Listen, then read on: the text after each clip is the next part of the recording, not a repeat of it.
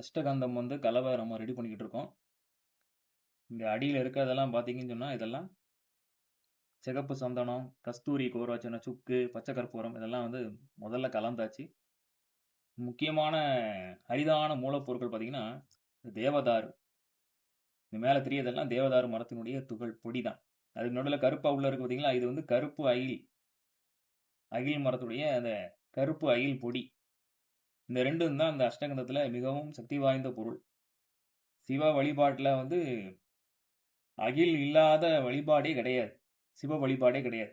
தேவதாரு ரொம்ப முக்கியமான ஒரு பொருள். இப்போ கலவையை பாருங்க அப்படி சேர்றப்ப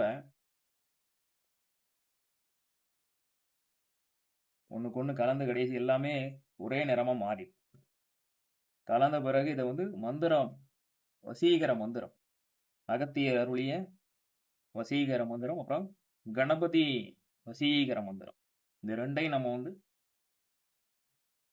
உரு ஏற்றி தான் இந்த அஷ்டகந்தத்தை நம்ம வந்து மற்றவங்களுடைய பயன்பாட்டுக்கு நம்ம கொடுக்குறோம். மெல்ல மெல்ல பாருங்க இந்த ஒரு கலரா எல்லாம் சேர்ந்துரும், ஒரே நேரத்துல வந்துடும். தேவதாரு, கருப்பையில் இதெல்லாம் வந்து அப்படியே ஒண்ணுக்கு ஒண்ணு கலந்து இந்த சிகப்பு சந்தனம் தான் எல்லாத்தையும் நிறத்தை வந்து ஒரு நிறமா மாத்துறது.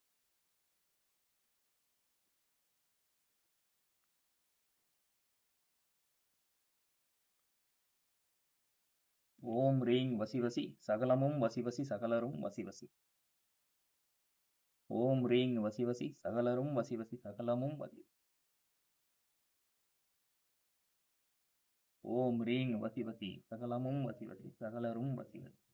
ஓம் அகதீசாய நம. ஓம் அகதீசாய நம. ஓம் அகதீசாய நம.